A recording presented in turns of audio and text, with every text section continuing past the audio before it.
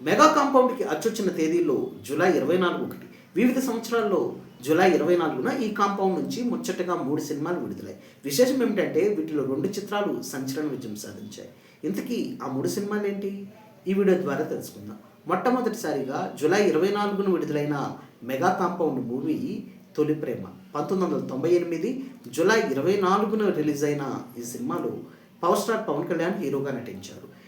కరుణాకరన్ దర్శకుడిగా పరిచయమైన తొలి ప్రేమలో కీర్తిరెడ్డి కథానాయికగా ఆకట్టుకున్నారు.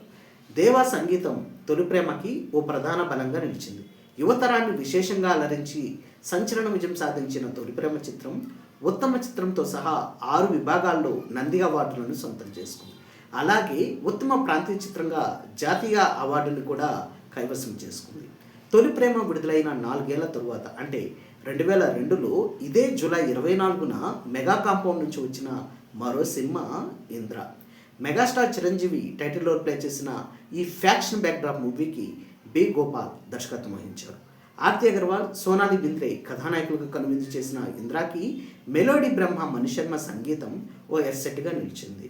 అప్పటి వరకు ఉన్న రికార్డులన్నింటినీ భూస్థాపితం చేసి ఇండస్ట్రీ హిట్గా రికార్డులకెక్కింది ఇంద్రా సినిమా. అలాగే ఉత్తమ నటుడు విభాగంలో ఇటు నంది అవార్డుని అటు ఫిల్మ్ఫేర్ పురస్కారాన్ని మెగాస్టార్కి అందించింది ఇంద్రా సినిమా. అలాగే 3 విభాగాల్లో నంది అవార్డులని 2 విభాగాల్లో ఫిల్మ్ఫేర్ అవార్డులని ఇంద్రా కైవసం చేసుకుంది. తొలి ప్రేమ, ఇంద్ర ఇలా మరపురాని విజయాలను అందించిన జూలై 24న 2025లో మెగా కాంపౌండ్ నుంచి ముచ్చటగా 3వ సినిమా వచ్చింది. ఆ చిత్రమే హరిహర వీరమల్లు.